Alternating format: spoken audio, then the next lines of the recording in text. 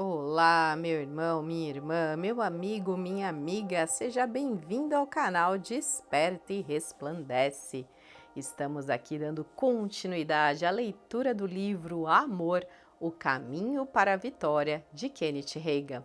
Estamos hoje no capítulo 4 e aproveitando, se você ainda não é inscrito, se inscreva no canal, volte lá para o capítulo 1, acompanhe desde o início. Este livro é um livro fundamental para as nossas vidas. Este livro, ele traz realmente o que precisamos entender, que precisamos viver no amor do tipo de Deus, para realmente andarmos segundo a palavra de Deus. E se você já é inscrito, deixe seu like, ative as notificações, compartilhe este vídeo com as demais pessoas, para que todos possam saber que nós temos um mandamento, o mandamento do amor e como temos que fazer para segui-lo. Que Deus esteja nos protegendo, nos abençoando, abrindo os olhos do nosso entendimento. Mas vamos lá, né? Capítulo 4, o amor divino perdoa. Uma característica do amor do tipo de Deus é que ele sabe perdoar. Quando esse sentimento sublime é demonstrado, há uma atividade de perdão, pois os dois procedimentos andam de mãos dadas. A razão disso é que o amor, à imagem do Pai, precisa ser vivido antes de produzir benefícios. Uma das maneiras de exercê-lo é perdoar, porque o amor posto em ação pode crescer e aumentar. Quando esse sentimento é exercido, podemos esperar não só os resultados, como também grandes recompensas, inclusive na eternidade. Agora quero que você perceba uma coisa escrita por Paulo à igreja de Éfeso, a respeito de praticar o amor. É aplicável a todos os cristãos. Gosto de explicar assim: o Espírito Santo falou essa verdade espiritual ao apóstolo Paulo, para o povo de Deus de todas as nações e todos os tempos. Efésios capítulo 4, versículo 32. Antes, sede uns para os outros benignos, misericordiosos, perdoando-vos uns aos outros, como também Deus vos perdoou em Cristo. Como é o amor divino? Se você pergunta isso, provavelmente deseja conhecer a natureza de Deus, que é amor, e transborda de bondade e ternura de coração. Porque esse sentimento é benigno e compassivo, sempre pronto a perdoar. A Bíblia orienta-nos a sermos bondosos uns com os outros. Esse versículo é dirigido aos cristãos. Não é estranho que o Espírito precise avisar os cristãos nascidos de novo que devem tratar uns aos outros com benignidade? Certamente ele sabia que as pessoas tinham, nos tempos bíblicos, a mesma fragilidade que tem hoje. Frequentemente, os cristãos deixam a carne e a mente não renovadas dominá-los, em vez de permitirem que o amor de Deus os constranja. Às vezes, penso que alguns interpretam esse versículo de Efésios achando que devemos perdoar o próximo somente quando ele nos trata bondosamente. Parecem raciocinar da seguinte forma: se os outros forem benignos e compassivos conosco, então devemos tratá-los do mesmo jeito. Acreditam que esse texto significa: se alguém nos faz alguma injustiça e espalhou boatos a nosso respeito, nada há de errado em reagir com indiferença. Isso daria o direito até mesmo de acertarmos as contas, falando mal daquele que é considerado inimigo. Mas não é assim que a palavra ensina. O versículo de Paulo não diz perdoando uns aos outros quando o delito não for grande demais. Além disso, se eles praticaram muitos males contra você, não é necessário perdoá-los. A Escritura não orienta desse modo. Há, no entanto, muitos que usam esse verso de maneira errada. A santificação. Nosso Criador sabe que necessitamos aprender a tratar uns aos outros com bondade, porque habitamos em uma forma humana que ainda não foi completamente redimida. O homem interior nasce de novo, mas o exterior permanece do mesmo jeito. A carne não sabe ser benigna ou compassiva, nem gosta de perdoar o próximo. Mas, graças a Deus, cada cristão terá um corpo glorificado quando chegar ao céu. Em 1 Coríntios 9:27, antes subjugo o meu corpo e o reduzo à servidão, para que, pregando aos outros, eu mesmo não venha de alguma maneira a ficar reprovado. Embora Paulo fosse uma nova criatura, precisava reduzir o seu corpo à sujeição do homem interior. Sujeitar nossa condição humana ao nosso espírito faz parte do processo de santificar-se diante do Altíssimo. Muitas pessoas acham que a passagem acima refere-se só ao pecado sexual. Na verdade, eles estão incluídos, mas há muitas outras questões que exigem a submissão da carne ao espírito. Esse versículo ele é bastante aplicável quando se trata de santificação. Nossa carne não quer ser bondosa com o próximo, especialmente se ele nos trata do jeito que esperamos. Nosso ego quer distanciar-se de tal pessoa ou buscar vingança. Aconteça o que acontecer, é preciso manter sempre a carne em sujeição. Senão, podem surgir problemas graves. Dominado pela carne, o cristão não conseguirá andar no amor do tipo de Deus e, consequentemente, sua fé não funcionará.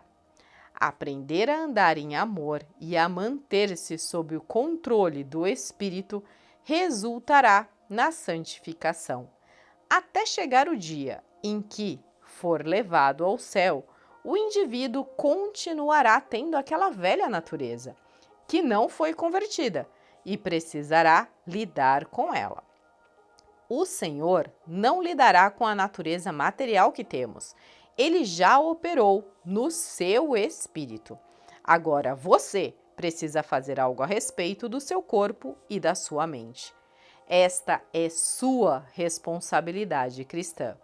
Explico. A santificação não é uma experiência que se recebe de uma vez para sempre e acabou, mas implica manter a carne sob controle continuamente.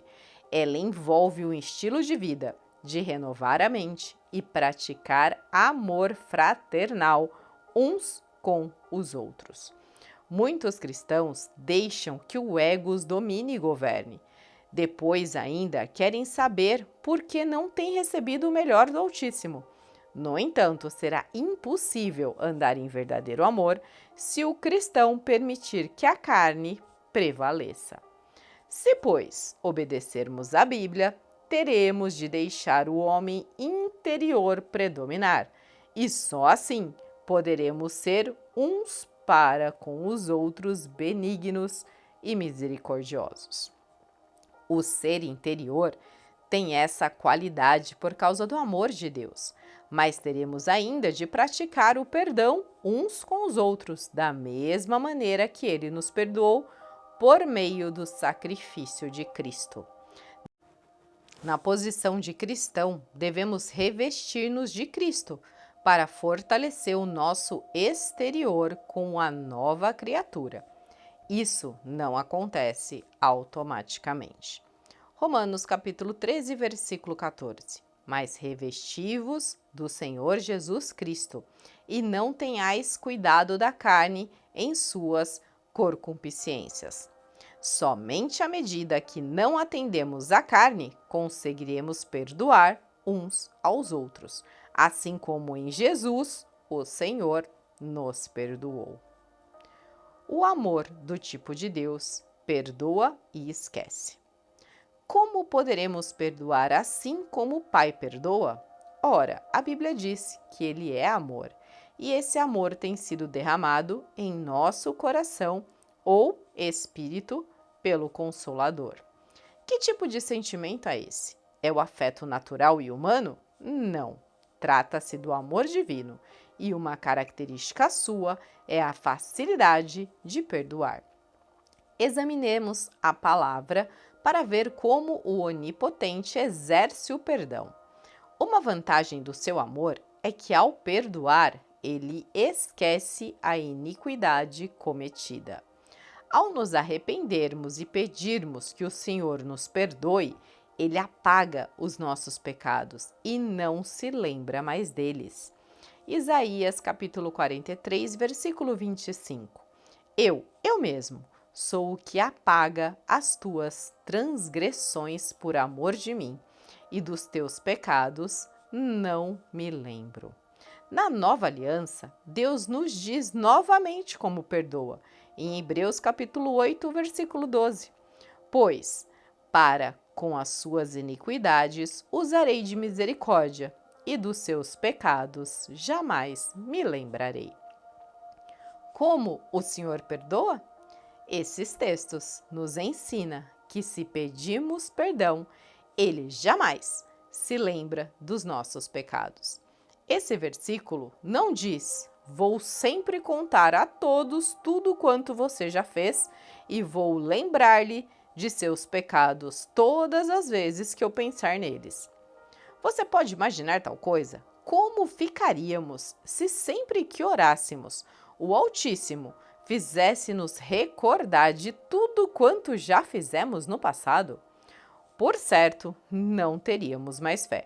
Estaríamos sempre nos sentindo culpados a respeito do que fizemos. Não compareceríamos diante do Pai confiantes, esperando receber dele alguma coisa, porque constantemente nos sentiríamos condenados.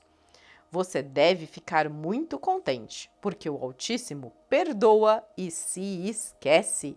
Graças a Deus, se pedimos perdão, Ele jamais se lembrará dos nossos pecados. A Bíblia diz que Ele é fiel e justo para nos perdoar. 1 João capítulo 1, versículo 9.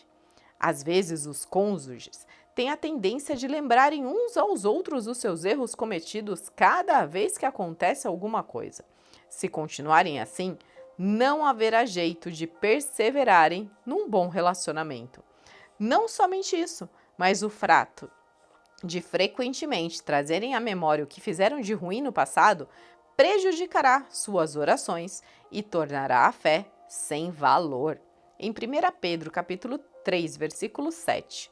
Marido, vós igualmente, vivei a vida comum do lar, com discernimento, e tendo consideração para com vossa mulher, como parte mais frágil, tratai-a com dignidade, porque sois juntamente herdeiro da mesma graça de vida, para que não se interrompam as vossas orações.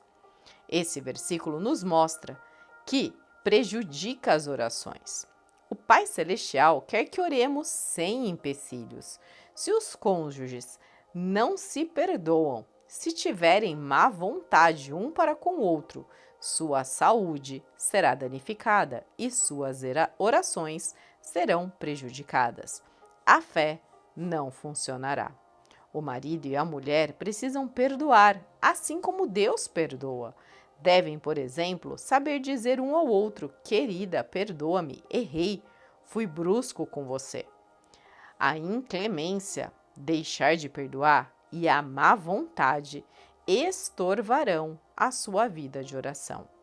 O amor, o perdão e a fé trabalham todos em conjunto e realmente você não poderá separar uma atitude das demais. Não há quem possa querer que suas orações sejam interrompidas, não é mesmo? Ande, portanto, no amor e no perdão, para que, segundo este versículo, elas não sejam impedidas. Aprenda a perdoar e a esquecer da mesma forma que Deus faz. Realizei uma campanha de reavivamento na igreja de certo pastor na década de 1930 e posteriormente preguei na igreja do irmão dele também. Os dois eram pastores do Evangelho Pleno.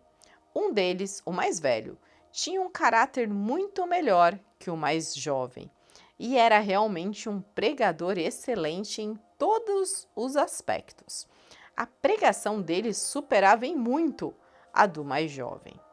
Embora a personalidade do irmão mais moço não se comparasse com a do outro, nem se igualasse a ele na pregação, sempre pastoreava uma boa igreja e tinha um automóvel novo, mesmo no período da depressão. Tinha na realidade uma igreja bem maior que aquela do irmão mais velho, o qual, por sua vez, nunca tinha muito sucesso no ministério, embora todas as qualidades fossem superiores. Alguém me disse: já percebi que o irmão mais velho nunca foi muito bem sucedido no pastoreio. Antes de ser salvo, era sempre pior que o mais novo. Era maldoso, de modo que agora está pagando os seus pecados. Deus o está castigando. Respondi-lhe: como Deus poderia castigá-lo quando nem se lembra do que fez de errado? O Onipotente poderia castigar quem errou quando ele não se lembra do que a pessoa fez? Quando o indivíduo nasce de novo, o Pai Eterno lava o seu passado e se esquece de tudo. O cristão torna-se uma nova criatura. No caso dos dois irmãos pastores, descobri por que um deles foi um sucesso no ministério e o outro não. O mais velho, com todas as qualidades, certamente tinha mais capacidade. Seus poderes de falar em público deixavam-no apto para ser um pregador bem melhor que o outro, mas nunca estudava.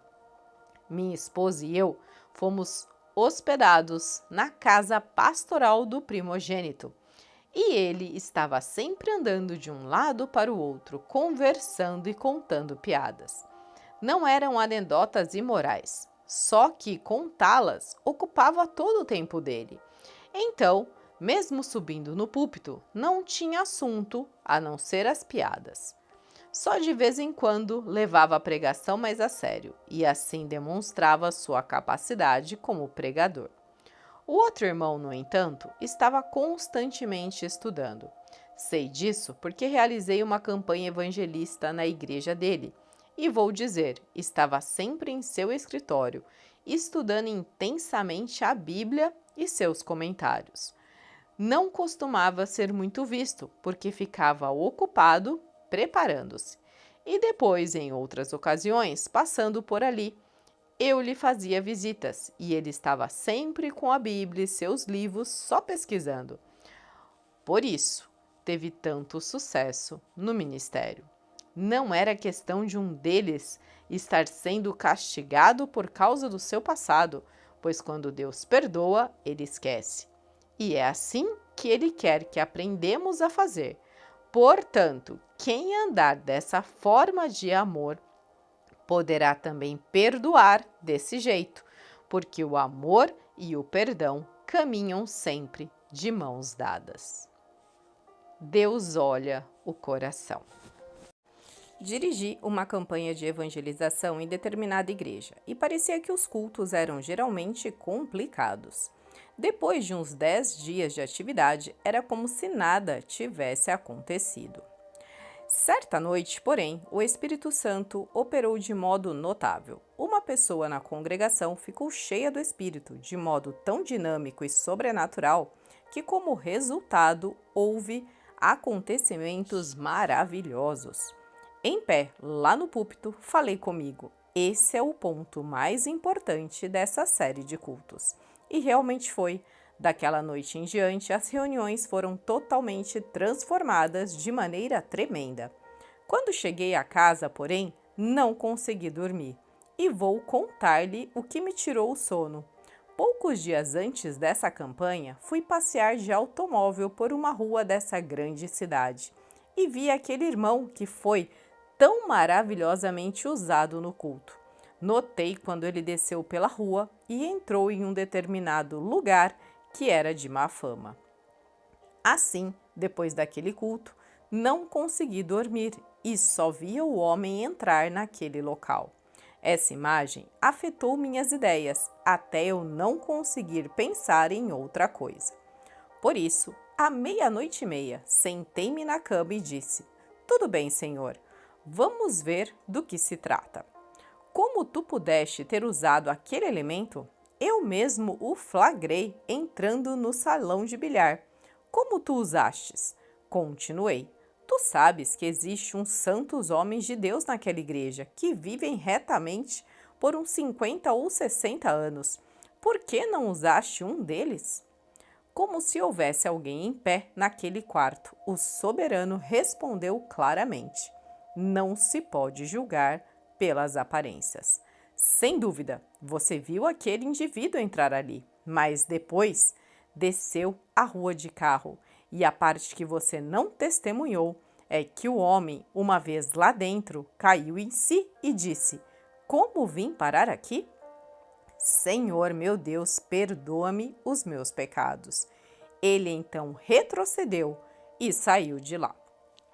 O pai declarou: Além do mais, ele me pediu perdão e por isso nem me lembrei do que tinha feito de errado.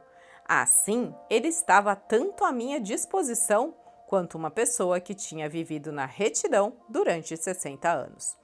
Com isso aprendi que quando Deus perdoa, ele esquece. Sua palavra segura: eu mesmo sou o que apago as suas transgressões por amor de mim, e dos teus pecados nem me lembro. Isaías 43, verso 25. Se, pois, o próprio Criador pode esquecer-se dos erros que cometemos, quem somos nós para recordá-los? Precisamos perdoar ao próximo e nos esquecer do que ele fez contra nós. Perdoe aos outros da mesma maneira como o Pai o redimiu, e assim será possível continuar a caminhar em fraternidade com o próximo. Deixe o amor de Deus dominá-lo, pois diante disso poderá reivindicar a vitória sempre. Veja bem, se você realmente amar as pessoas e lhes perdoar, não levará sempre à memória delas os enganos, pecados e fracassos que tiveram. Não será preciso relembrar-lhes insistivamente que elas o magoaram, ofenderam ou deixaram para trás. O diabo, sem dúvida, pode trazer à sua mente a lembrança de alguma rixa que aconteceu entre você e outra pessoa. Mas diante disso, não é preciso dar lugar aos pensamentos que vêm do inimigo.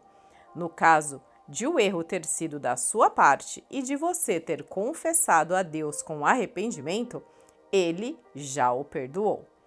Se o diabo colocar em sua lembrança o retrato daquilo que alguém fez contra você, basta rir de Satanás e lhe dizer: sim, aquilo aconteceu, mas esse é um fato do passado, pois já perdoei aquela pessoa. Quanto a mim, aquela história não existe mais. E assim, o cristão caminha na prática do perdão, sabendo que também foi perdoado pelo Senhor. O perdão segundo a nova aliança. De acordo com a nova aliança, como devemos perdoar? Da mesma maneira que nos perdoam? Pelo contrário, faremos isso conforme está escrito em Efésios capítulo 4, versículo 32. Antes, sede um para com os outros benignos, misericordiosos, perdoando-vos uns aos outros, como também Deus vos perdoou em Cristo. Perdoamos exatamente como o Altíssimo, por amor a Cristo, tem nos redimido. Em outras palavras, agimos assim, sem levar em conta o que a pessoa fez contra nós. Como o Pai age? Ora, Deus é amor, e Ele declarou: e jamais me lembrarei de seus pecados e de suas iniquidades. Hebreus capítulo 10, versículo 17. Por isso, o amor diz: não me lembrarei dos seus erros. Se o Todo-Poderoso nos perdoa e não se lembra das nossas transgressões, porque nos ama, também nós precisamos amar uns aos outros e não trazer à memória os seus pecados. O perdão faz parte de praticar a lei do amor, segundo a nova aliança. Algumas pessoas dizem: pois bem, eu mesmo não consigo exercer o perdão. Mas essa atitude não é bíblica, pois se você nasceu de novo, o amor divino foi derramado em seu coração. Outros ainda argumentam: ora, não consigo perdoar da maneira que o Senhor o faz, porque não sou ele. É claro que você não é Deus, mas perceba, o soberano perdoa porque ele é amor. 1 João capítulo 4, versículo 8. E o mesmo sentimento habita em nós. Por isso, podemos liberar perdão do mesmo modo. O amor do Pai foi colocado em nosso coração pelo Espírito Santo, e isso significa que o próprio Deus nos marca com o amor com o qual devemos perdoar. Mas há evangélicos, e não são poucos, que cometem o engano de seguir o seu ego em vez de ouvir o seu coração. Podemos ficar felizes com as palavras do Altíssimo. Não me lembrarei mais de todas as vossas iniquidades. Isaías 43, 25 e Salmo 103, 3. Em outro texto bíblico, o Criador prometeu-nos que lançará todos os nossos pecados nas profundezas do mar. Isso é maravilhoso. Se nos arrependermos e pedirmos o perdão de Deus, Ele não se lembra de que já fizemos algo errado. Você se pergunta, como Ele pode fazer isso? Porque a Bíblia diz que o amor encobre ou apaga uma multidão de pecados. 1 Pedro capítulo 4, versículo 8. O amor divino, portanto, não somente perdoa, como também esquece. É assim que o Pai quer que amemos. Desse modo, conseguiremos perdoar e esquecer, porque Deus já colocou o seu amor em nós. Não há, portanto, desculpa alguma para fracassarmos, quando a questão é perdoar. O perdão não guarda ressentimento. Se você disser que perdoou alguém, mas ainda guarda mágoas, realmente não perdoou de modo algum. Colossenses capítulo 3, versículo 13. Suportando-vos uns aos outros e perdoando-vos uns aos outros. Se alguém tiver queixa contra outro, assim como Cristo vos perdoou, assim fazei vós também. Em 1934, minha esposa e eu fomos pastorear uma igreja no norte do estado do Texas. Na primeira semana da nossa mudança para lá, uma das senhoras da igreja foi visitar-nos. Conversamos um pouco e então ela declarou: Irmão Reagan, quero contar-lhe a respeito da irmã fulana e de como ela me tratou. Em seguida começou a relatar o que a tal mulher havia feito. Então pensei, ela e a outra irmã devem ter brigado na semana passada. Perguntei-lhe, quando aconteceu isso? Começou a contar. 1, 2, 3, 4, 5, 6, 7, 8. Imaginei que ela diria 8 dias, mas respondeu: na próxima terça-feira vai fazer 8 anos. A expressão de espanto em meu rosto foi tão grande que ela acrescentou rapidamente: não me entenda mal, é claro que já perdoei aquela mulher, contudo nunca me esquecerei do que ela fez. Sem premeditar, respondi: irmã, isso é uma mentira descarada. Você nunca lhe perdoou, porque se tivesse feito isso, teria se esquecido do assunto e não estaria aqui contando-me a respeito. Quando andamos na luz da palavra, podemos desfrutar de todos os benefícios que estão relacionados na Bíblia. Entretanto, para andar nessa luz, temos de viver em amor e perdão. A Bíblia adverte: acima de tudo, porém, tende amor, intenso uns para com os outros, porque o amor cobre multidão de pecados. 1 Pedro 4:8. Essa irmã disse que tinha perdoado a outra mulher, mas não estava andando à luz daquilo que a palavra ensina sobre o amor e o perdão. Se tivesse amado e perdoado, teria coberto o mal com o amor e não ficaria mais recordando os acontecimentos ruins. Inclemência, impedimento à fé e à oração. A outra coisa que devemos examinar a respeito de como o amor e o perdão cooperam um com o outro, a inclemência, ou falta de uma atitude perdoadora, que é, por sua vez, um dos impedimentos à oração, como Jesus menciona no texto a seguir. Marcos capítulo 11, versículos do 23 ao 25.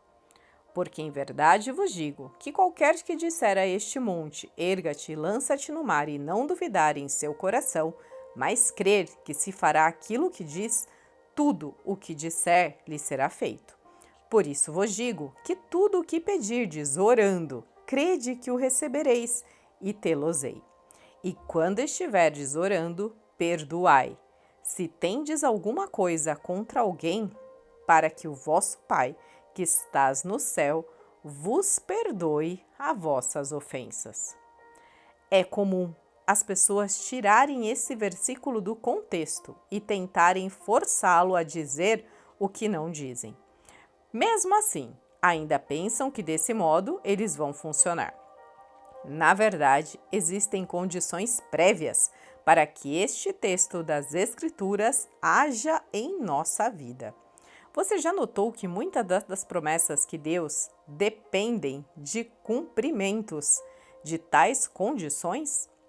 As bênçãos do Senhor não caem sobre nós por conta própria, como cerejas maduras da árvore. Existe a nossa parte a cumprir, a responsabilidade pessoal na questão.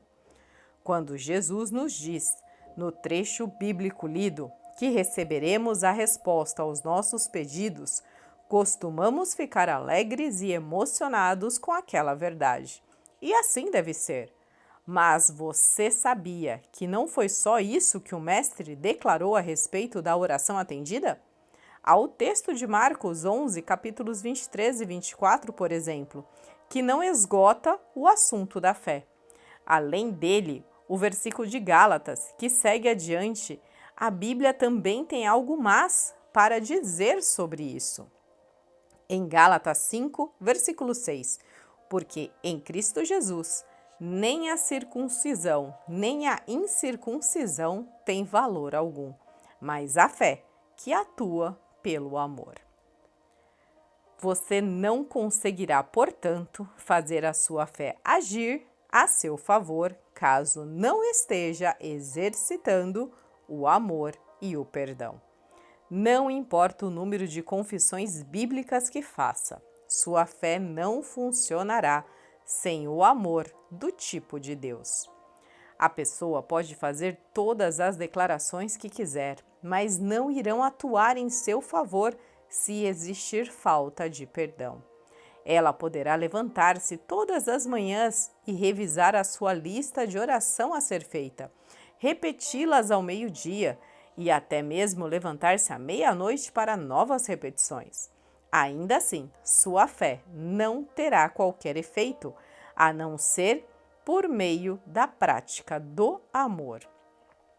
Mesmo que você faça suas confissões de fé durante 100 anos, ela não terá valor em uma atmosfera de inclemência sem perdão. Veja bem, crer que receberá o que pediu e confessar a sua fé constitui apenas numa parte da fé eficaz e significa receber respostas à oração.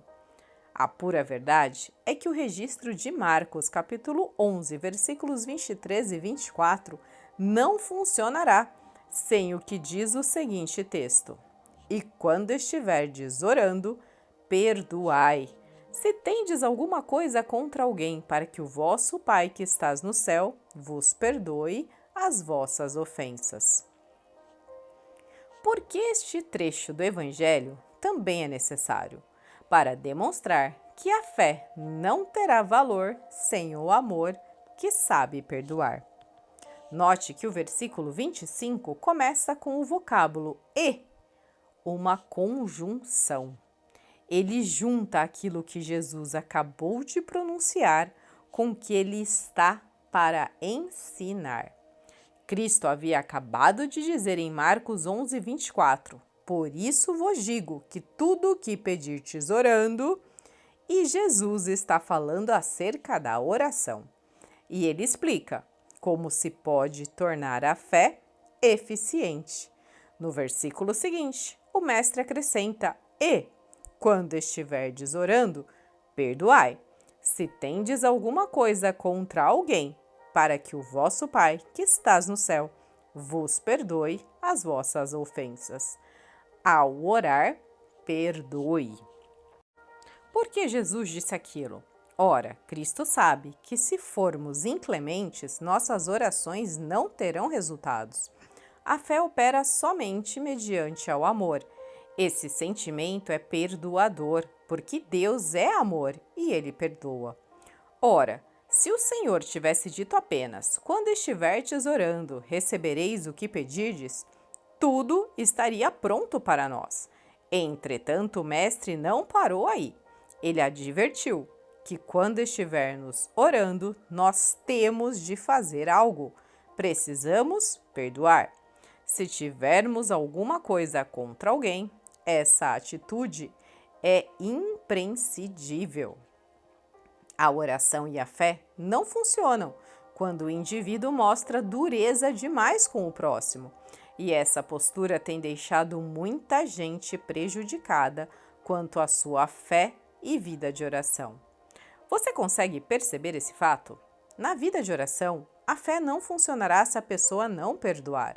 Quando, portanto, alguém orar, que perdoe. Você realmente refletiu sobre isso? Às vezes, perdoar exige bastante fé. Contudo, se o cristão não agir deste modo, sua vida de oração ficará em prejuízo. Pregamos muito com relação a perdão e escutamos muita coisa sobre este assunto, mas parece que de alguma forma não o praticamos exatamente conforme a Bíblia orienta. Quando realmente se começa a estudar o perdão nas Escrituras e a entrar em pormenores, descobre-se que é quase assustador o que Deus diz a esse respeito. Examinaremos, por exemplo, uma parábola que Jesus contou aos discípulos. Pedro acabara de perguntar ao mestre quantas vezes deveria perdoar ao seu irmão. E ele respondeu, até 70 vezes 7. Mateus capítulo 18, versículo 22, parte B.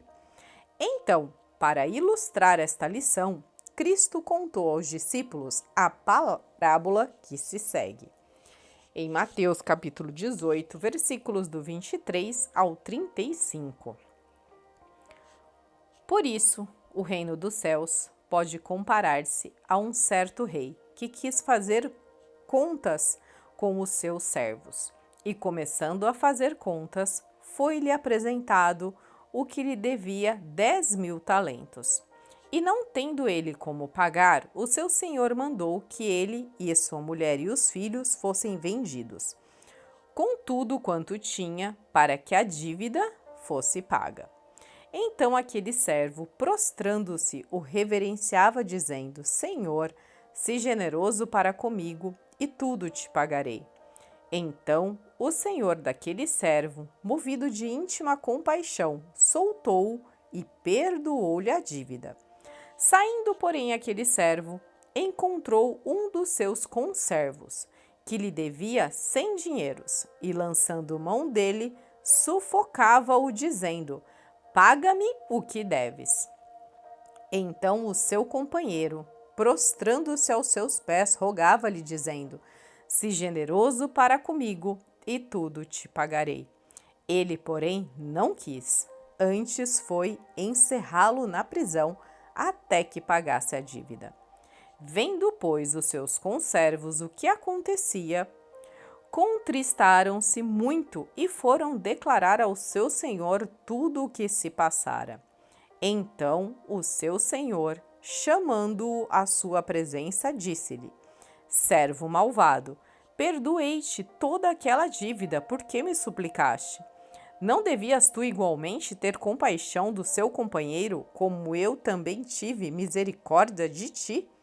E indignado, o Senhor o entregou aos atormentadores, até que pagasse tudo o que devia. Assim vos fará também meu Pai Celestial, se do coração não perdoardes, cada um a seu irmão as suas ofensas. Observe que o patrão chamou o seu servo de malvado. Por que o considerou assim? Porque não se dispunha a perdoar. Ora, não discutimos se uma coisa é pior que a outra. O fato é que se algo é mal, não queremos participar disso. Se é ruim, não é assunto nosso e estamos proibidos de colaborar. Note mais uma coisa neste trecho: a compaixão e o perdão coexistem.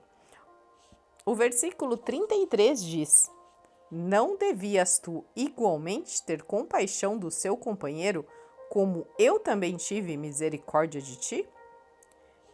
Quero que você perceba a ausência de compaixão e de iniciativa em perdoar ao próximo. É o que nos impede de receber as bênçãos do Pai e de crescer espiritualmente.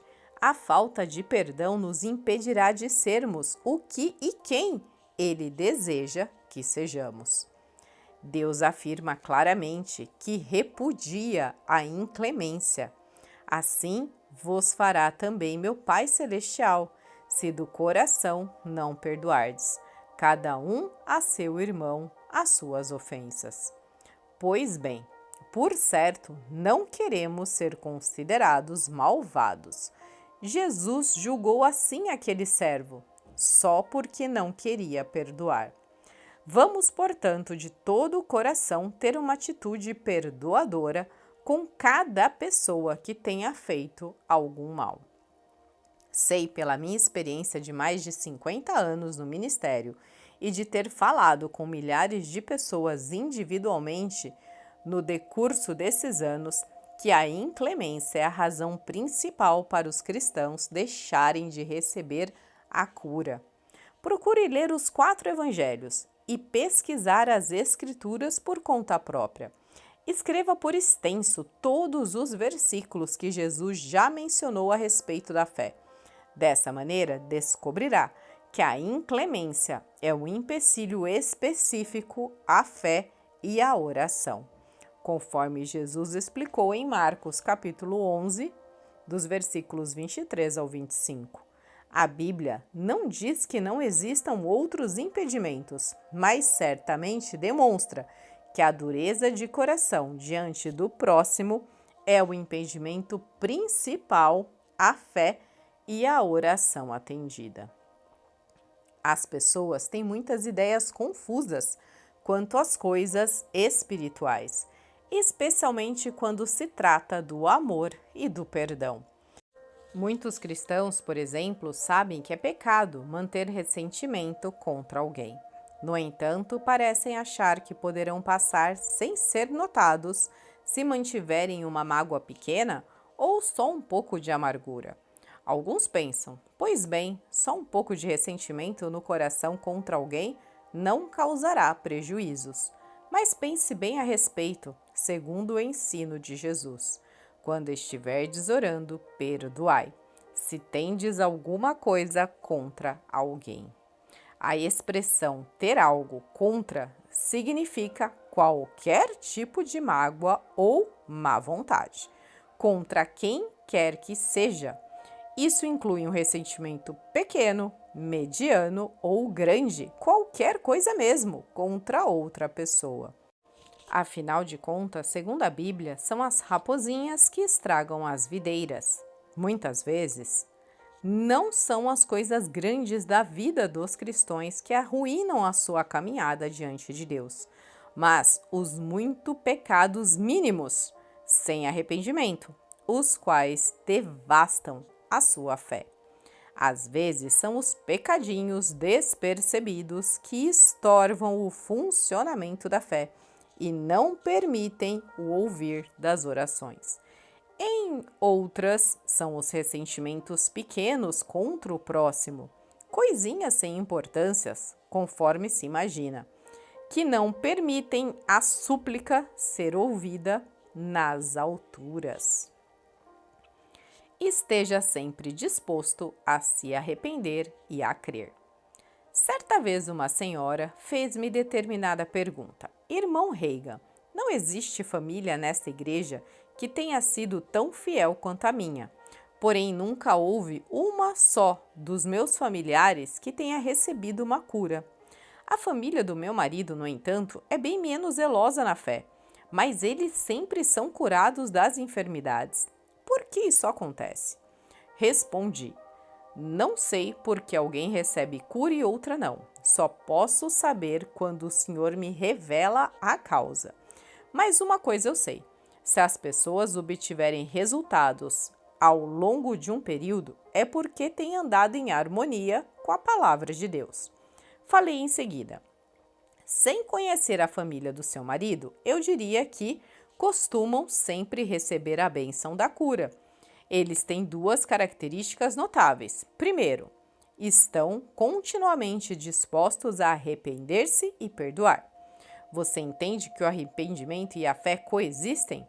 E em segundo, estão sempre dispostos a crer. Os olhos daquela mulher ficaram esbugalhados e seu queixo caiu. Declarou: irmão Reagan conseguiu acertar em cheio. Expliquei: não fui eu quem acertou em cheio, foi Deus. Não sou tão esperto assim. Consegui a resposta no texto de Marcos, capítulo 11. Aconteça o que acontecer, a Bíblia tem resposta para cada problema ou situação na vida. Talvez não seja aquilo que desejamos ouvir, mas não deixa de ser a melhor orientação. Aquela senhora admitiu: dentre todas as pessoas que já conheci, os familiares do meu marido são os que mais se dispõem a arrepender e crer. Acrescentou ainda: não somente isso, mas se houvesse um desentendimento, eles assumiriam toda a responsabilidade, mesmo que a culpa não fosse deles. Perdoariam a qualquer um sem se importarem com o que tivesse sido feito contra eles. Nem sequer por um momento sentiriam rancor. Sempre diriam: a culpa é minha, perdoa-me, por favor. E isso com toda a sinceridade. E ela continuou a contar. A família dele morava no interior e não era fácil chegar até uma igreja. Mas quando seus familiares conseguiram isso, não se esquivaram de ir à frente e se arrepender diante dos irmãos. Tinham fé em Deus e recebiam mais bênção do que qualquer outra pessoa que conheci. O caso é que Deus abençoa aqueles que têm facilidade de se arrepender, de perdoar e de crer. Certa vez, Smith Wigglesworth comentou: o fato de acreditar em Deus levará o Senhor a passar por 1 milhão de pessoas só para chegar até você. Essa mulher continuou: mas veja como são os meus familiares. Acabaremos perdoando, porque sabemos que é o nosso dever cristão. Entretanto, costumamos adiar o perdão por tanto tempo quanto podemos. O problema é que alguém poderá morrer enquanto um dos envolvidos nas questões estiver adiando o perdão. Aquela mulher ainda completou: e quando se trata de termos fé e confiarmos no Pai Celeste, somos os mais lentos de todos. Ela mesma estava com sua resposta. Os que são lentos no arrependimento e tardios no perdão não conseguirão ter fé suficiente em Deus para receber o melhor dele, pois a fé tem origem no interior. Quando o coração é inclemente, ele impede o indivíduo de conseguir ter fé em Deus. O amor e o perdão, pois, andam de mãos dadas. A pessoa amorosa perdoa e não pratica a maldade contra o próximo. Nessa condição, ela não leva em conta o mal recebido. 1 Coríntios capítulo 13, versículo 5. Quem anda no amor cumpre a lei e todas as exigências do Senhor. Sem esse sentimento divino, não se consegue andar nos caminhos de Deus, porque Ele é amor.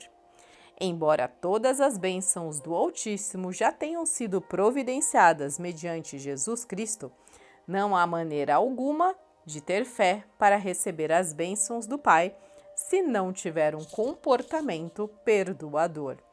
É a pura verdade.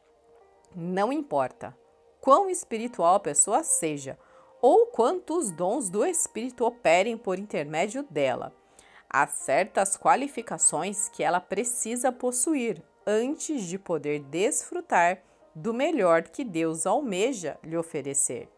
Esteja pronto para se arrepender, perdoar e crer em Deus. Perdoe também a si mesmo. Você precisa não somente perdoar aos outros, como também a si mesmo. Às vezes é difícil liberar esse tipo de sentimento depois de errar o alvo e fracassar, não é verdade? Mas é preciso anistiar a si mesmo se quiser ver a sua fé e suas orações funcionarem. Se você não se perdoar, poderá ser impedido de receber a cura, e as respostas às suas orações correrão o risco de serem bloqueadas. Isso acontecerá porque sua fé não pode funcionar sem amor. Sem liberar o auto-perdão, sua fé ficará prejudicada, tal como se você fosse inclemente para com outra pessoa. Deixar de perdoar-se e acalentar má vontade e animosidade contra si mesmo é tão ruim quanto deixar de desculpar o próximo. Em 1 João capítulo 3, versículos do 18 ao 21. Meus filhinhos, não amemos de palavra, nem de língua, mas por obra e em verdade. E nisto conhecemos que somos da verdade e diante dele asseguremos nosso coração, sabendo que o nosso coração nos condena. Maior é Deus do que o nosso coração e conhece todas as coisas. Amados, se o nosso coração nos não condena, temos confiança para com Deus. Analise. Se você acalentar inclemência e má vontade, seu coração irá condená-lo e você não conseguirá comparecer com segurança diante de Deus, para que sejam atendidas as suas petições. Suas orações serão interrompidas. Se, no entanto, andar em amor e perdoar, não somente o seu próximo, como também a si mesmo, seu coração não o condenará. Então você terá confiança em levar suas orações ao Pai. Sabemos que, às vezes, quando entramos na presença do Senhor para orar, o diabo insiste em lançar todos os tipos de acusação contra nós, na intenção de atrapalhar as nossas orações. E, invariavelmente, ele tenta relembrar o nosso passado. A intenção do adversário é prejudicar-nos e impedir que recebamos do Altíssimo a resposta que necessitamos. Quando o diabo nos acusa dos antigos fracassos, é como se estivesse tirando um mero retrato do passado, porque se você pediu a Deus perdão, os pecados confessados já não existem.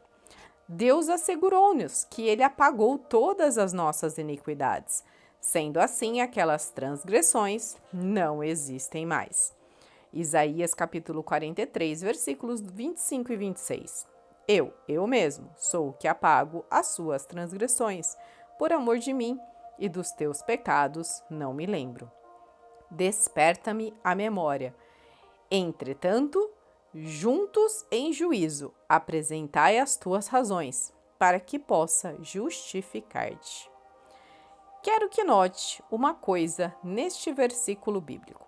No verso 25, o Pai nos garante que Ele não somente apaga os nossos pecados, como se esquece dele. Esta é a descrição do amor do tipo do Senhor. Em seguida, no versículo 26, o Altíssimo diz: Desperta-me a memória, entremos juntos em juízo. Nesse versículo, ele faz referência à oração. Uma outra maneira de dizer seria: explique a sua causa. O Pai Celestial convida-nos a comparecer diante dele, explicando nossas causas em oração, para sermos atendidos e abençoados. O cristão não poderá levar suas questões a Deus a não ser que aprenda a esquecer dos seus erros. É necessário reconhecer a verdade do versículo 25.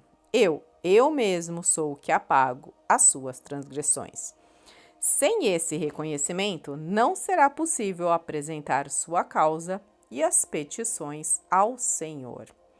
Se não admitir que seus pecados foram apagados, Satanás arruinará suas orações, porque ele tem o hábito de sempre relembrar as transgressões do passado.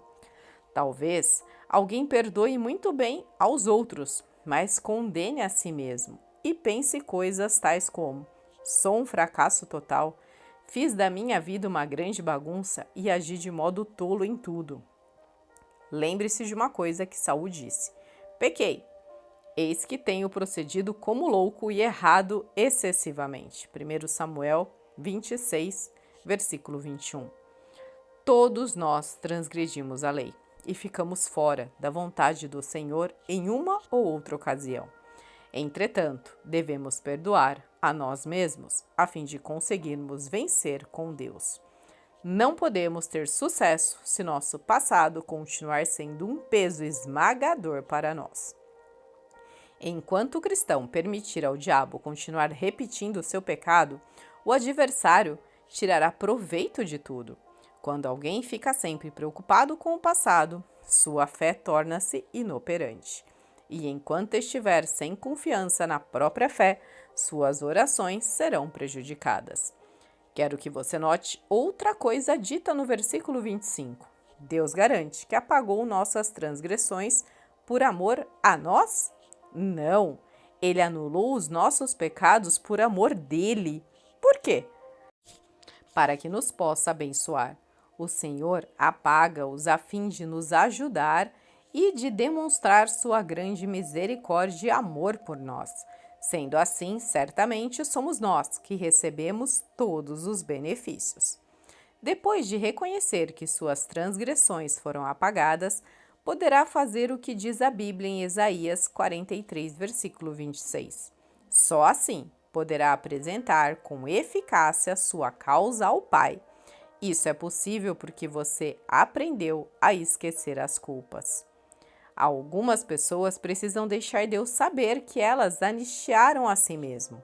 Se você precisa perdoar o seu próximo, faça-o, mas perdoe a si mesmo também, pelos erros cometidos.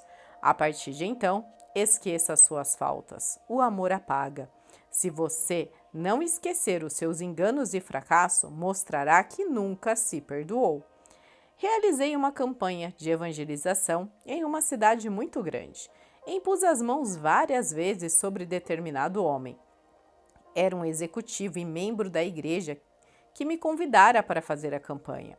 Naquela época, praticamente todos os evangelistas da cura divina existentes no país inteiro dos Estados Unidos tinham imposto as mãos sobre aquele indivíduo, mas ele continuava doente. O Senhor mandou-me conversar com este enfermo, de modo que o convidei a chegar cedo na igreja na noite seguinte. Sabia que sofria do coração. Os médicos tinham dito a ele que teria uma possibilidade de viver mais 2 anos caso se aposentasse. Vivia de remédio e ficava de repouso absoluto. Mas ele estava com apenas 56 anos de idade. Não queria aposentar-se. No fim da tarde seguinte, fui aprontar-me para ir para a igreja. E quando fazia a barba, Deus me falou: você acha que eu exigiria da sua parte algo que não me disporia a fazer? Respondi: não, pai, tu não farias tal coisa, pois seria injustiça e o Senhor não é injusto. Acabei de me barbear e o Altíssimo falou-me de novo, perguntando a mesma coisa. Você acha que eu exigiria algo que não estivesse disposto a fazer? Respondi: não, porque tu me exigiste tal coisa, seria uma injustiça, e tu és justo. Depois de pronto, fui de carro para a igreja. No caminho, o pai fez-me a mesma pergunta e lhe respondi a mesma coisa. Então, ele me deu os seguintes textos bíblicos de Mateus e Lucas. Mateus capítulo 18, versículos 21 e 22. Então Pedro, aproximando-se dele, disse: Senhor, até quantas vezes pecará meu irmão contra mim e eu lhe perdoarei? Até 7? Jesus lhe disse: Não te digo que até 7, mas até 70 vezes 7. E Lucas capítulo 17, versículos 3 a 5. Olhai por vós mesmos, e se teu irmão pecar contra ti, repreenda-o. Se ele se arrepender, perdoa-lhe. E se pecar contra ti 7 vezes no dia, e 7 vezes no dia vier ter contigo, dizendo: Arrependo-me, perdoa-lhe. Disseram então os apóstolos ao Senhor: Acrescenta-nos a fé. Quando Jesus asseverou que devemos perdoar 70 vezes 7, isso não significa 490 vezes na vida inteira, mas sim 490 vezes por dia. Com isso, devemos entender que nosso papel é manter uma atitude permanente de perdão. Note ainda que depois que Cristo falou a respeito do perdão, os discípulos lhe pediram imediatamente: aumenta-nos a fé. Às vezes precisamos de muita fé para perdoar, não é verdade? Por outro lado, você não poderá aumentá-la, a não ser que tenha uma atitude perdoadora. Essa é a pura verdade. Na ocasião em que o Senhor citou esses textos e disse-me essas coisas, eu não compreendi ainda muito bem essa questão. Ele, porém, disse-me: se eu exigisse seu perdão para um irmão que tivesse pecado 490 vezes contra você em um só dia, eu não quisesse fazer a mesma coisa por você, seria injusto da minha parte.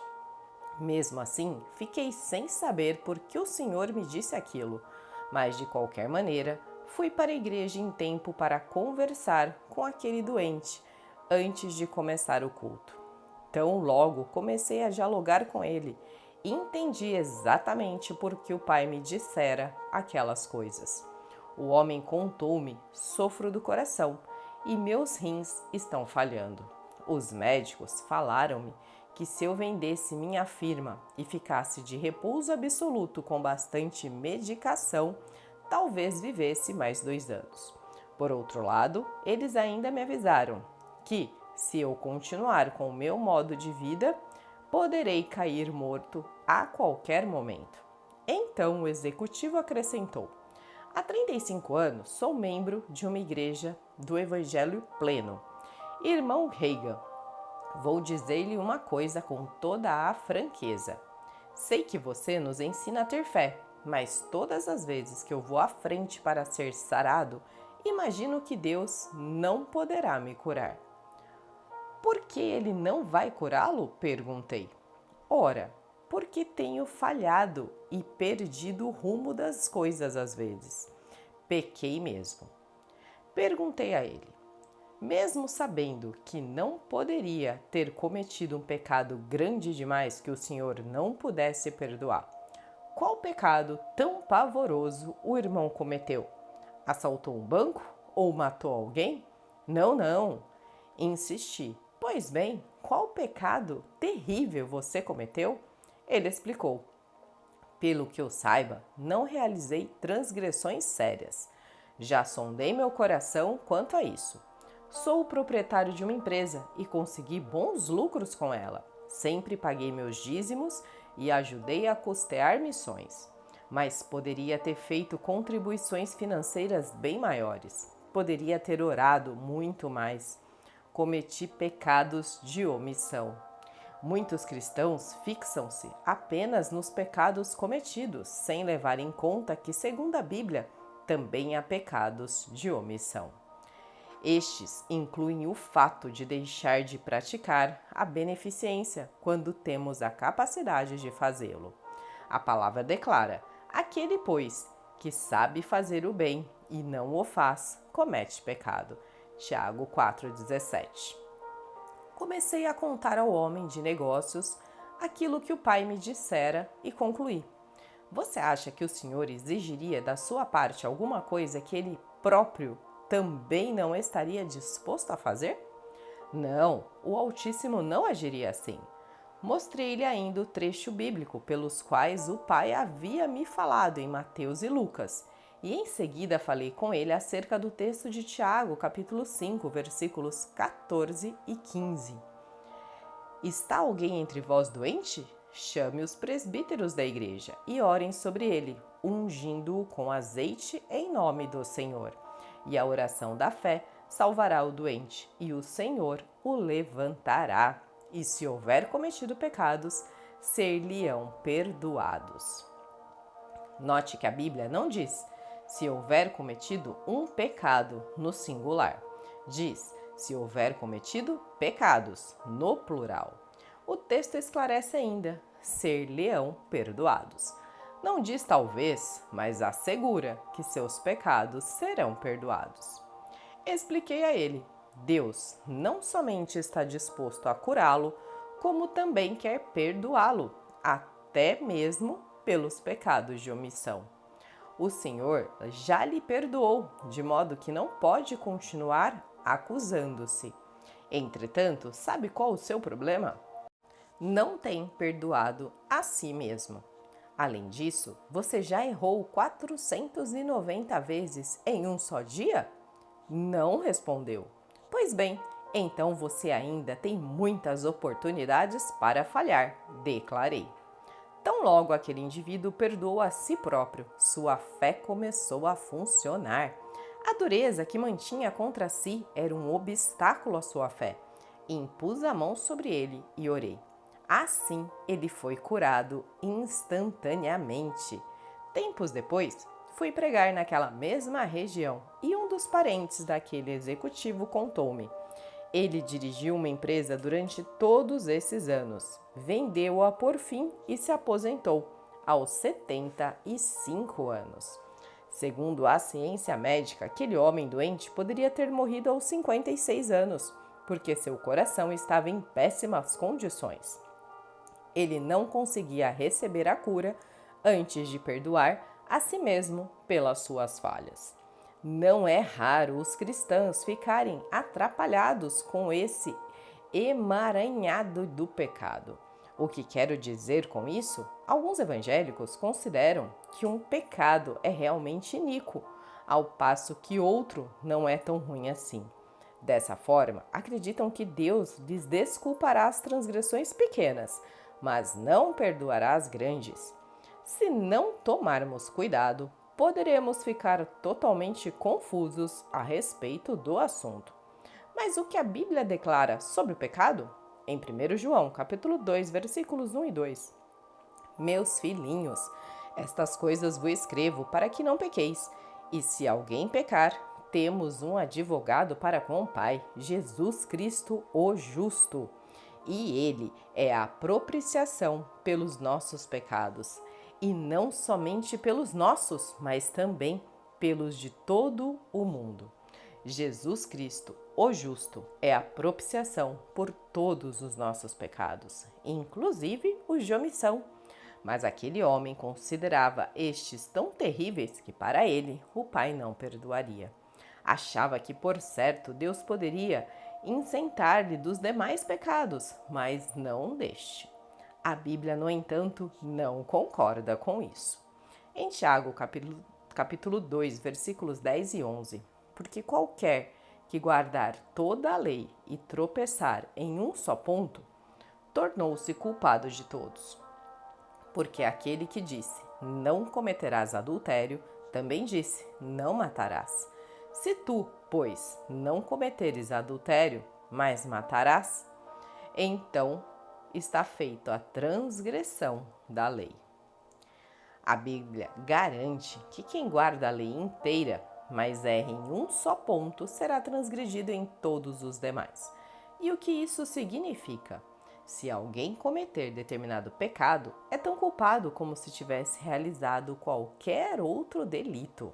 Se, por exemplo, a pessoa ter falso testemunho contra o seu próximo, poderá ser responsabilizada do mesmo modo como o indivíduo que furtou algo.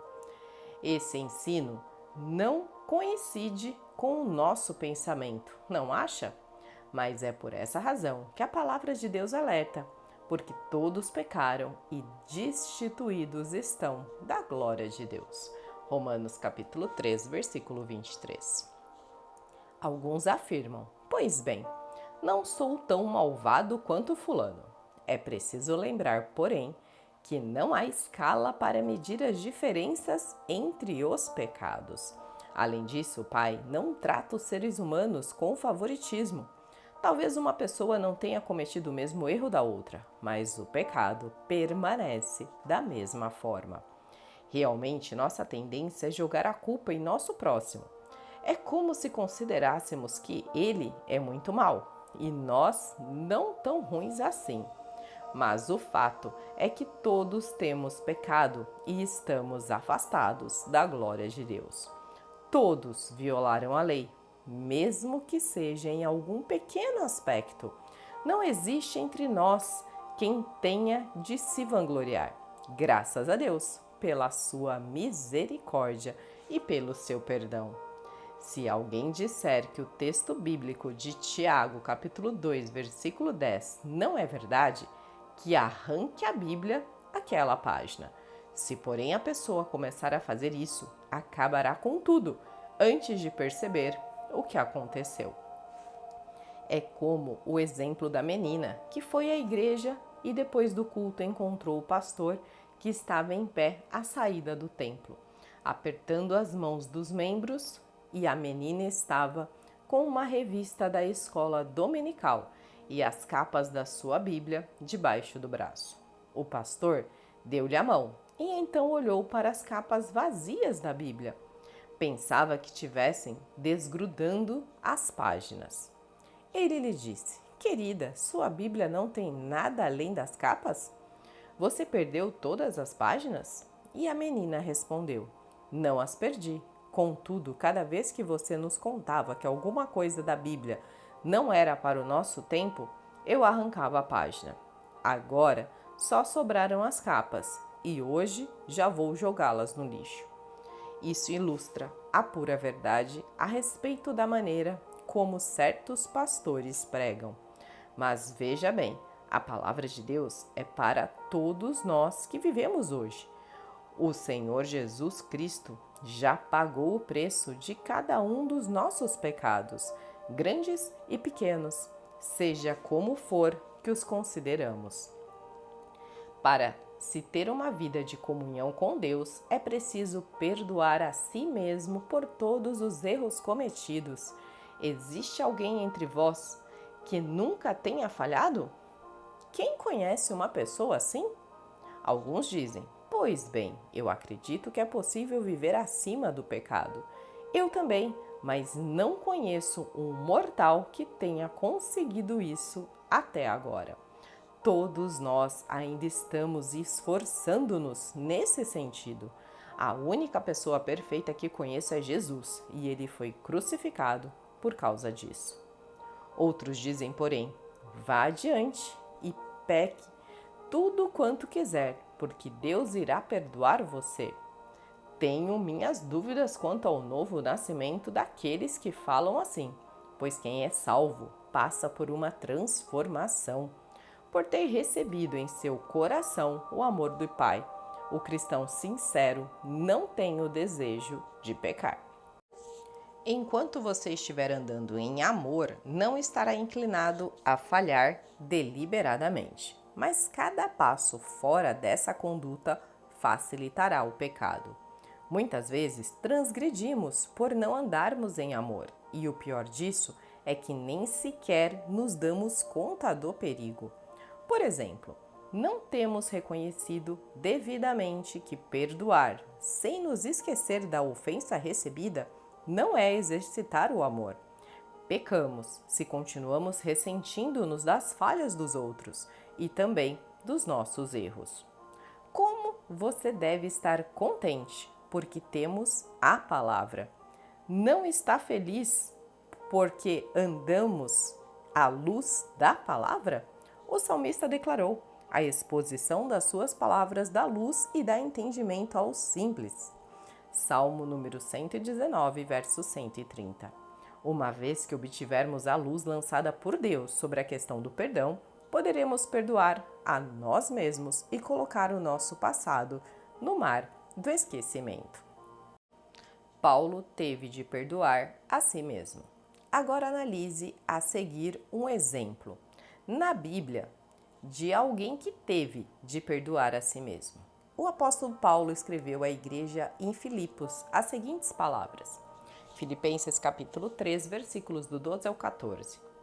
Não que eu já tenha recebido ou tenha já obtido a perfeição, mas prossigo para conquistar aquilo para o que também fui conquistado por Jesus Cristo. E, irmãos, quanto a mim, não julgo havê-lo alcançado, mas uma coisa faço, esquecendo-me das coisas que para trás ficam e avançando-me para as que adiante de mim estão. Prossigo para o alvo, para o prêmio da soberana vocação em Deus, em Cristo Jesus. O próprio Paulo diz que ainda não se considerava perfeito ou maduro. Nesse caso, a palavra perfeita significa plenamente maduro ou com caráter maduro. Em outras palavras, Paulo ainda não estava aperfeiçoado no amor. E se o próprio apóstolo não tinha atingido a perfeição do amor, mas continuava perseguindo esse alvo, nós também estamos no rumo certo, porque também prosseguimos em busca da maturidade espiritual em Cristo. Ninguém entre nós já está perfeito, nem plenamente maduro no amor, mas todos nós esforçamo-nos para chegar a esse ponto. E louvado seja Deus, porque podemos crescer e aperfeiçoar-nos no amor. Ainda prosseguimos para o alvo, para o prêmio da soberana vocação de Deus em Cristo Jesus. Gostaria que você percebesse duas coisas em particular nesse trecho das Escrituras em Filipenses. Paulo teve de esquecer-se das coisas que ficaram para trás, inclusive seus erros, enganos e fracassos, visto que ele precisava avançar para aquelas que estavam diante dele. Aqui temos uma verdade espiritual. Antes de conseguir avançar na sua comunhão com Deus, você precisa aprender a esquecer-se dos seus erros. Paulo escreveu essas palavras à igreja de Filipos. Antes, porém, de poder dirigir este conselho aos outros, teve de praticar essa verdade, porque o apóstolo teria de perdoar a si mesmo? Teria feito algo no passado do qual sentia vergonha? No texto bíblico a seguir, ele registra o que ele disse a seu respeito quando escreveu a Timóteo. Primeira carta a Timóteo, capítulo 1, versículos do 11 ao 16. Segundo o Evangelho da glória de Deus, bendito do qual fui encarregado. Sou grato para com aquele que me fortaleceu, Cristo Jesus, nosso Senhor, que me considerou fiel, designando-me para o ministério. A mim, que no outro tempo era blasfemo e perseguidor e insolente, mas obtive misericórdia, pois o fiz na ignorância, na incredulidade. Transbordou, porém, a graça de nosso Senhor com a fé e o amor que há em Cristo Jesus. Fiel é a palavra e digna de toda aceitação, que Cristo Jesus veio ao mundo para salvar os pecadores, dos quais eu sou o principal. Mas, por esta mesma razão, me foi concedido misericórdia, para que em mim, o principal evidente, Jesus Cristo, a sua completa longanimidade, e servisse eu de modelo a quantos hão de crer nele para a vida eterna. Antes da conversão, Saulo, posteriormente chamado Paulo, perseguia e lesava a igreja cristã. Paulo revelou ter sido blasfemo, perseguidor e insolente com os outros. E a Bíblia narra que Saulo consentiu na morte de Estevão, em Atos 8:1. E quando os perseguidores do cristianismo apedrejavam Estevão, deixavam suas vestes ao pé do Paulo. Atos capítulo 7, versículo 58. Outro relato da perseguição de Paulo à igreja e da sua conversão subsequente pode ser lido no texto de Atos capítulo 9, versículos do 1 ao 6.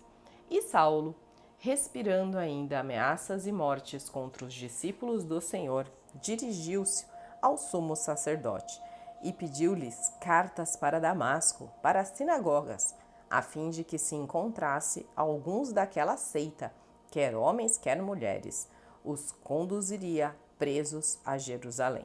E indo no caminho aconteceu que, chegando perto de Damasco, subitamente o cercou um resplendor de luz no céu. E caindo em terra, ouviu uma voz que lhe dizia: Saulo, Saulo, por que me persegues? E ele disse: Quem é, Senhor?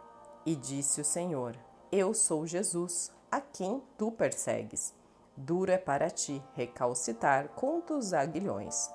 E ele, tremendo e atônito, disse: Senhor, que queres que faça? E disse-lhe o Senhor: Levanta-te e entra na cidade, e lá te será dito o que te convém fazer. Ao ler esses trechos bíblicos, você consegue perceber que Paulo tinha muitas coisas para serem esquecidas. Não somente perseguiu os cristãos, mas, de acordo com o verso 5, também o Senhor Jesus. Essa é uma das razões por que Paulo disse: esquecendo-me das coisas que para trás ficam, prossigo para o alvo. Para esse apóstolo, a lembrança dos enormes danos que tinha causado à igreja era terrível. Não somente consentiu na morte de Estevão, mas também, segundo a Bíblia, respirava ameaças e morte contra os discípulos e entregava muito deles à cadeia. Depois da conversão e antes de prosseguir no seu caminho com Deus, Paulo teve de aprender a esquecer-se dos erros, inclusive da sua terrível perseguição aos cristãos, a fim de exercer o pleno potencial do cargo e ministério a qual o Senhor o chamara. Paulo tinha de apagar o seu passado e perdoar a si mesmo. A mesma verdade é aplicável a você. Se não aprender a perdoar-se e não se lembrar dos seus erros, ficará impedido de fazer aquilo que Deus o comissionou para cumprir. Tenha consciência de que, em estreita associação com o saber perdoar, você deve aprender a esquecer. Se você se agarrar ao passado, sofrerá impedimentos durante a vida inteira na tentativa de andar com o Altíssimo. Não conseguirá ser um cristão bem-sucedido se continuar olhando para trás. Caso tenha pedido perdão, de seu passado Deus já não se lembra. Por que você então precisa lembrar-se dos erros? Enquanto se condenar e se sentir constantemente culpado, sua fé não funcionará.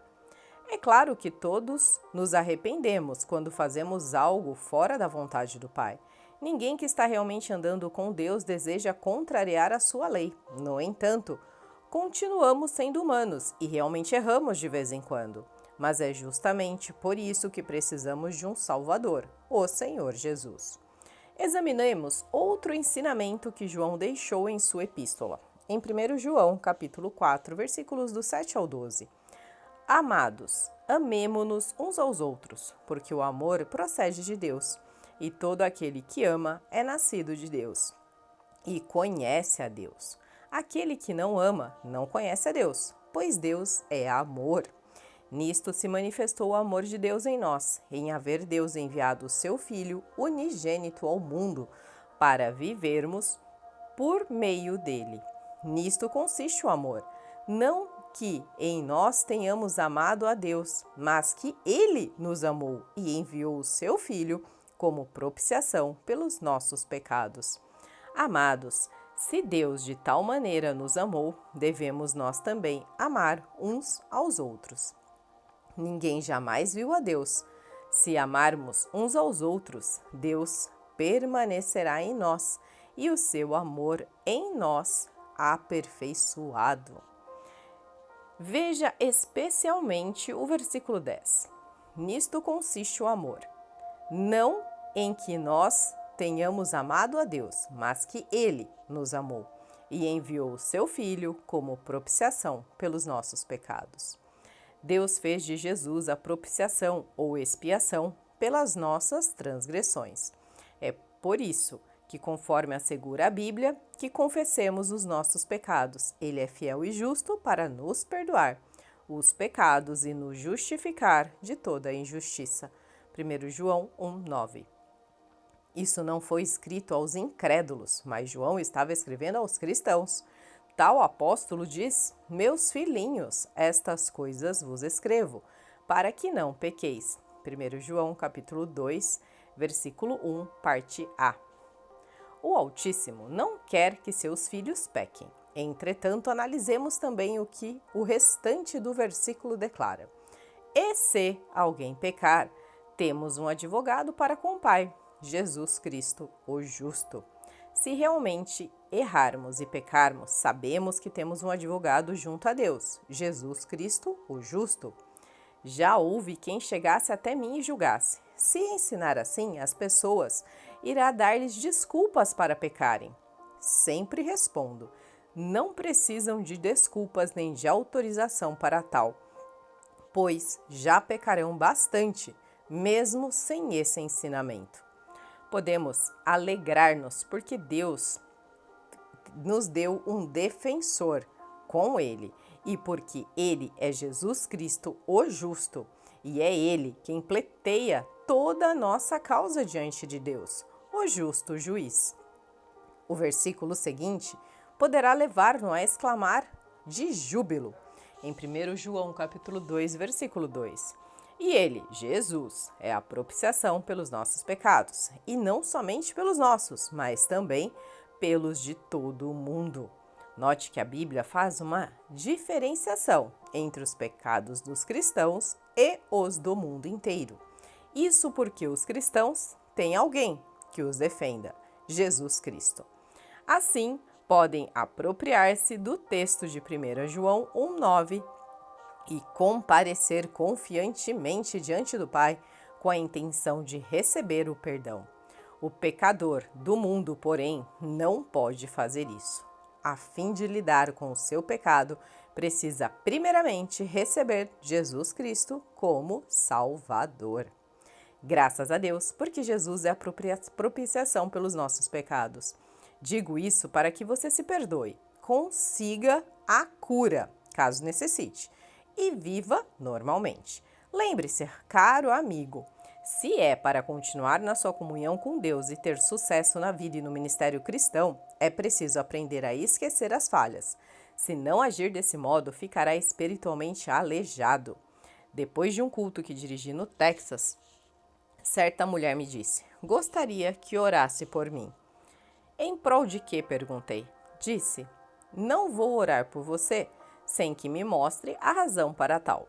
Afinal de contas, se as pessoas querem que eu ore por elas, creem no fato de que terei fé com relação àquilo que estou pedindo na intercessão. Não posso exercer minha fé sem saber em favor do que devo operá-la. A mulher, portanto, começou. Faz 8 anos que estou salva e batizada no Espírito Santo. Meu marido não é salvo e de vez em quando toma uma única dose de bebida alcoólica. E é um homem bom e temos um casamento feliz.